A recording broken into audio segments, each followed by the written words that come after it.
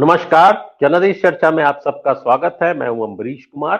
अखिलेश यादव ने 1 करोड़ नौकरी की बात कही है। ये मेरे ख्याल से अभी तक का सबसे बड़ा रिकॉर्ड है। ऐसा रिकॉर्ड तो हालांकि योगी जी तो एक ही दिन में शायद 1 करोड़ नौकरी दे चुके हैं। पिछले बार कुछ महीने पहले उन्होंने एक ही दिन में ऐलान किया था 1 करोड़ नौकरी दी जा चुकी है। लेकिन इसका असर कितना पड़ेगा? ली कुआन ने सिंगापुर हम्म। को बनाया। ली कुआन कौन था? एक म्युनिसिपल क्लर्क था और 30 साल के अंदर उसने सिंगापुर को वर्ल्ड की इतनी बड़ी पावर बना दी। अगर आदमी के पास विजन होता है, सिंसियरिटी होती है, डिजायर टू सीक ओपिनियन होती है, आउटसोर्स करने का पोटेंशियल होता है, तो वो अपने सपनों को उड़ान दे सकता है। मुझे लगता है, मैं भी 40 साल से पत्रकारिता अपने तरीके से कर ही रहा हूं देश के स्तर पे। मुझे लगता है कि अखिलेश का बहुत मेटामॉर्फोसिस हुआ है। पिछले टेन्योर के अखिलेश पे और इस बार के अखिलेश पे जमीन आसमान का अंतर है। अभी अखिलेश की जो संजीदगी है, जो गहराई है, जो समझ है, जो डायलॉग डिलीवरी है, जो लोगों से डील करने का तरीका है, वो एक बहुत ही सीजन समझदार आदमी के रूप में सामने आया है। और इतना उत्तेजना फैलाने के बावजूद भाजपा के उन्होंने अपना संयम नहीं खोया है। तो 1 करोड़ नौकरी की बात कर रहे हैं, ये तो मैं देखिए उंगली पे गिन नहीं सकता कि कितनी इनकम है, हम्म। कितना एक्सपेंडिचर है, पब्लिक एक्सपेंडिचर कितना है, एडमिनिस्ट्रेटिव एक्सपेंडिचर कितना है, कितने खर्चे कम करने पड़ेंगे। ये सब एक डायनामिक्स इकोनॉमिक्स की है। पर ये मुझे पता है। अब इसमें लगेगा कि जैसे आत्म श्लाघा की बात। जब मैंने 20 साल पहले ब्रज में काम शुरू किया और जिस संत ने मुझे कहा कि तुम कुंड बनाओ, वन ठीक करो, घाट ठीक करो, तो मैंने कहा महाराज, ना तो मैं सेठ हूँ, ना महंत हूँ, ना मैं कोई हम्म। भागवताचार्य हूँ। तो मेरे पास ना मैं इंजीनियर हूँ, ना आर्किटेक्ट हूँ, ना लैंडस्केप डिजाइनर हूँ, ना मैं हॉर्टिकल्चरिस्ट हूँ। और काम आपने बता दिया कि 20-20 एकड़ की प्रोजेक्ट्स डेवलप करो और वो फव्वारे और कुंड और बगीचे। कैसे होएगा? ना पैसे है, ना बुद्धि है, ना समझ है। तो उन संत ने मुझे कहा कि तुम इच्छा करो और भगवान में विश्वास रखो, सफलता मिलेगी। और आज दिन तक काम चल रहा है। और इतना काम कर दिया कि अमिताभ कांत को कहना पड़ा कि 80% राज्यों ने इतना काम आजादी के बाद नहीं किया जितना आपने 15 साल में करके दिखा दिया। अब उस बात को 20 साल हो गए। तो अगर डिटर्मिनेशन है, डिजायर है हम्म। और करने की कर गुजरने का मादा है, तो असंभव भी संभव हो सकता है। ये मैं यूटोपियन बात नहीं कर रहा हूं। हवा हाँ, आज से अगर 20 साल पहले जब मैं सिर्फ पत्रकार था तब आप कहते तो लोग कह सकते थे, अरे पत्रकारों को क्या है, लिख देंगे, एनालिस कर देंगे, करके दिखाओ। पर भगवत हम्म। कृपा से करके दिखाया, बिना साधन के करके दिखाया। और कुल 25 करोड़ रुपए खर्च किए हैं। अगर उस काम का मूल्यांकन करेंगे तो वो 250 करोड़ से ज्यादा का काम है जो मैंने करके दिखाया, और एक पैसा सरकार से लिया नहीं है। तो अगर एक मेरा जैसा अदना पत्रकार, जो ना किसी मीडिया हाउस से सपोर्टेड है, ना पॉलिटिकल पार्टी से, वो इस सबको अचीव कर सकता है एक जोन में, छोटी सी। तो अखिलेश तो बहुत आगे है, 5 साल प्रदेश चलाया है। उनके फादर भी मुख्यमंत्री और केंद्रीय मंत्री है। वो सारा अनुभव और वो सारी जिज्ञासा और वो सारी डिजायर मिलके परिणाम दे सकती है। इसमें कोई शंका करने की बात नहीं। रही बात 100% देंगे कि 20% देंगे कि 60% देंगे, तो देखिए राजनीति में इलेक्शन के पहले तो ये तो खुद अमित शाह कह चुके हैं कि 15 लाख वाली बात तो जुमला थी। मतलब देश हम्म। का गृह मंत्री कह रहा है कि प्रधानमंत्री जुमलेबाजी करते हैं। तो अगर ऐसी उस तरह लेके चला जाए तो बहुत सारे, जैसे भी अर्जुन जी कह रहे हैं कि गैस बसंत पंचमी को क्यों नहीं दोगे, ईद पे क्यों नहीं दोगे, गुरु पर्व पे क्यों नहीं दोगे, तो ये तो बहुत सारे सवाल निकलेंगे। लेकिन कुल मिला के मुझे ये लगता है कि अगर सही सोच से चले और डिजायर लेके चले, और उसमें भी जैसे आप लोग जानते हैं आजकल कॉर्पोरेट मैनेजमेंट में कि मान लीजिए लखनऊ आगरा हाईवे बनना है और आपके पास टारगेट है 700 दिन का। तो जो आपकी टीम है वो बोर्ड पे लिख के रखती है 689 दिन बचे, 688 दिन बचे, 627। अरे हर दिन का टारगेट अचीव करने का प्रेशर लेके चलो तो कॉर्पोरेट सेक्टर में सक्सेस मिलती है। हर हर एग्जीक्यूटिव को टारगेट दिया जाता है और उसको टाइम बाउंड अचीव करना होता है। तो अगर रोड मैप बनाकर अखिलेश चलेंगे और सही सलाहकारों की सलाह से और टारगेट लेके चलेंगे, तो बाधाओं के समाधान निकलते हैं, निकलेंगे समाधान। राजनीति इस विषय पे फोकस नहीं करती रही है। भाजपा की तो खास तौर पर ये नीति ही हम्म। नहीं रही है कि इस पे फोकस करे, क्योंकि वो ये मानते नहीं है कि बेरोजगारी जो है वो इकोनॉमी का मामला है। वो मानते हैं कि बेरोजगार अगर कोई व्यक्ति है तो उसके पौरुष में, उसके प्रयत्नों में कोई कमी है, इस वजह से बेरोजगार है वो। ये सोच है, इकोनॉमी की वजह से कोई बेरोजगार है, ये सोच हम्म। नहीं है। और अगर इस सोच को फोकस में रखकर अखिलेश काम करते हैं तो निश्चित रूप से वो सफल हो सकते हैं। और जी विनीत इसीलिए जी कुछ कह रहे थे। ये जो भाजपा की ये सोच है कि उसके पौरुष में ही कमी है, इसीलिए फिर ये सुझाव दिए जाते हैं कि आप पकोड़े तल लीजिए। जी बिल्कुल ठीक है। ठीक कह रहे हैं। हरिजिंदर जी की बात को ही मैं आगे बढ़ाना चाहता हूँ। 20 साल पहले, 20-25 साल हो गए शायद, अमेरिका में जब मंदी आई थी, मैं वहां लेक्चर कर रहा था जगह जगह, और शायद क्लिंटन का टाइम था, मुझे याद है कि बड़े बड़े मॉल्स खाली पड़े थे, पार्किंग एरिया में गाड़ियां नहीं थी। बहुत शहरों में मैंने देखा, तो बड़ा डिप्रेसिंग लगा कि कितना अर्थव्यवस्था की हालत खराब। और तब क्लिंटन ने एक नारा दिया था, start your workshop at your garage. घरों में जो गैरेज होते हैं वहीं पे तुम वर्कशॉप शुरू करो, काम करो।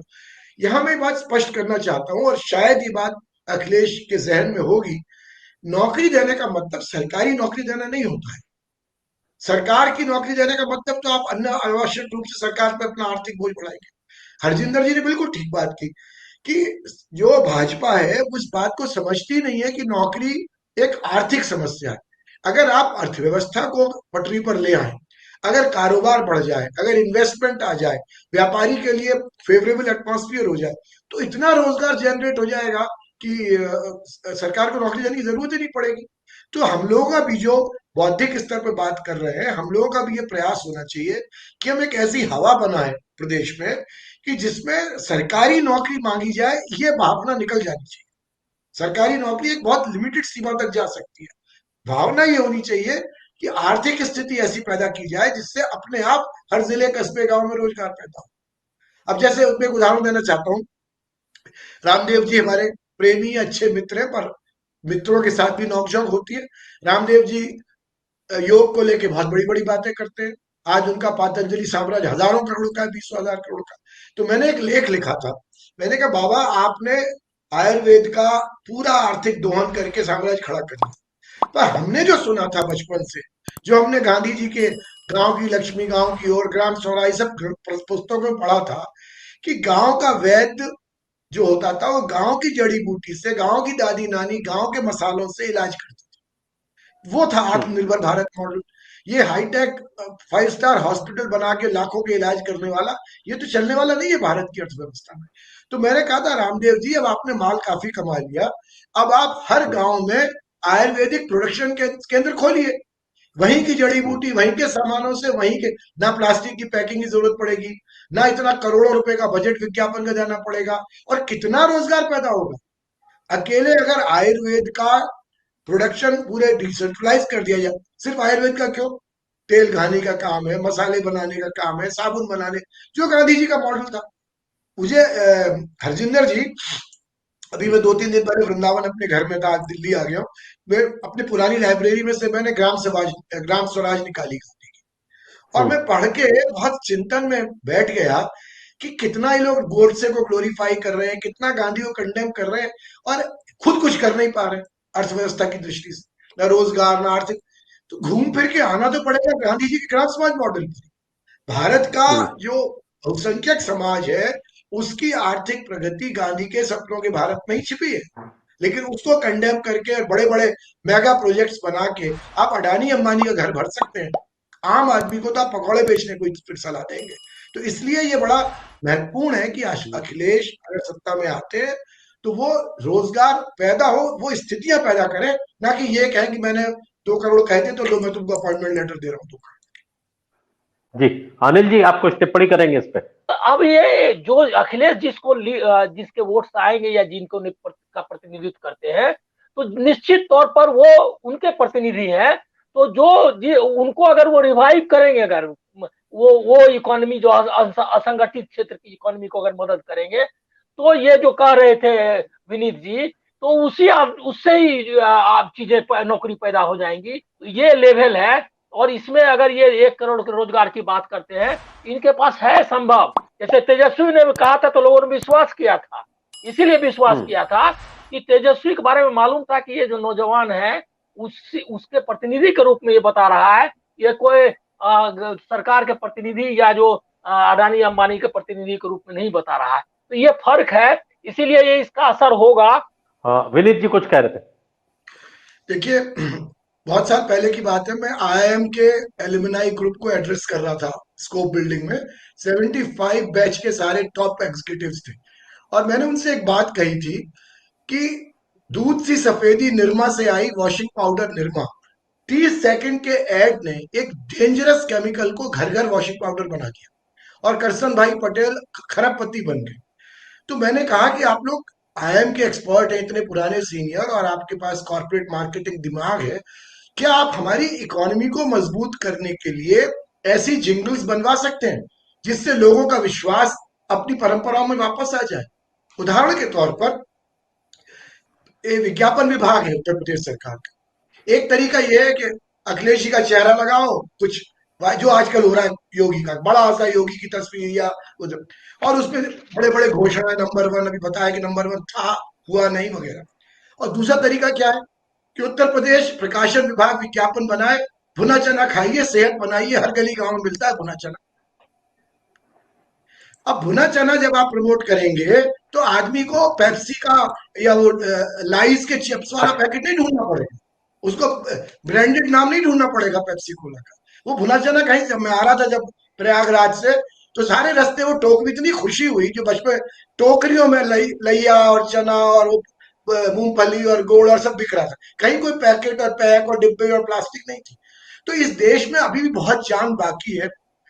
उत्तर प्रदेश का प्रचार प्रसार विभाग आर्थिक लक्ष्यों को लेकर, और इसमें हम लोग सहयोग करना चाहेंगे, बौद्धिक सहयोग बिना कमर्शियल कंसिडरेशन के, कि इस तरह के विचारों को गांव गांव फैलाया जाए, कैसे लोग जड़ों की ओर लौटे। आपने किताब अनिल जी होगी, बहुत मशहूर है, where there is no doctor, जहां डॉक्टर ना हो, 40 साल पहले आई थी, चीन की किताब है, बेयरफुट डॉक्टर की, जो माओ का मॉडल था। आज मेडिकल को इतना महंगा कर दिया है कि गरीब आदमी की पहुंच के बाहर है, और आप आयुष्मान और क्या क्या योजना घोषणा कर रहे हैं और लोग धक्के खा रहे हैं। अरे किस अस्पताल में आयुष्मान मिलेगा जब वहां डॉक्टर नहीं है, नर्स नहीं है, दवा नहीं है? मैं तो मथुरा जिले की बता रहा हूँ कि डॉक्टर और नर्स अपनी तनख्वाह में से 5,000 रुपए महीना सीएमओ को देते हैं, और कंपाउंडर टाइप आदमी चपरासी बैठा रहता है, ड्यूटी पे नहीं जाते, प्राइवेट प्रैक्टिस करते। आम बात है उत्तर प्रदेश में इस बात की। तो आप मेडिकल केयर को डिसेंट्रलाइज करा दीजिए। दादी नानियां इलाज करती थी कि नहीं करती थी? 80% रोग भारत में वो होते हैं जो पीने के गंदे पानी से होते हैं। तो विज्ञापन ये होना चाहिए कि पीने का शुद्ध पानी कैसे पिया जाए, साफ किया जाए। इस पर तो कोई विज्ञापन नहीं है। हेमा मालिनी जी कैंट आरओ का विज्ञापन दे रही है। अगर कैंट आरओ की जगह हम ये विज्ञापन दें, पानी शुद्ध करके पीने से बीमारी नहीं होगी, कितना बड़ा फायदा होगा उत्तर प्रदेश जनता को। बीमारी नहीं पड़ेगी तो इलाज क्या करा? तो बड़ा एक सोच में परिवर्तन लाने की जरूरत है। और मैं इतने सालों के बाद, इतने साल 40 साल दिल्ली में रहते, इतने सालों मुझे लग रहा है फिर से अब गांधी के इकोनॉमी को समझना पड़ेगा और उसको प्रचारित करना पड़ेगा, नहीं तो पूरा बंटा धार हो जाएगा।